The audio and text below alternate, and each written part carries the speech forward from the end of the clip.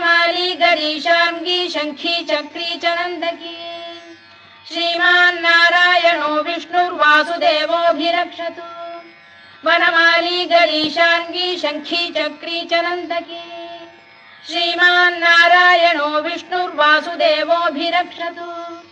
इतीदं कीर्तनीयस्य केशवस्य महात्मनः नाम्नां सहस्रं दिव्यानामशेषेण प्रकीर्तितम्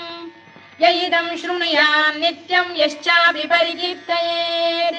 नाशुभं प्राप्नुयात् किञ्चित् सोमुत्रेह च मानवः वेदान्तको ब्राह्मणः स्यात् क्षत्रियो विजयी भवेत् वैश्यो धनसमृद्धः स्यात् शूद्रः सुखमवाप्नुयात् धर्मार्थी प्राप्नुयात् धर्ममर्थार्थी चार्थमाप्नुयात् कामानवाप्नुयात् कामी प्रजार्थी चाप्नुयात् प्रजाम् भक्तिमान्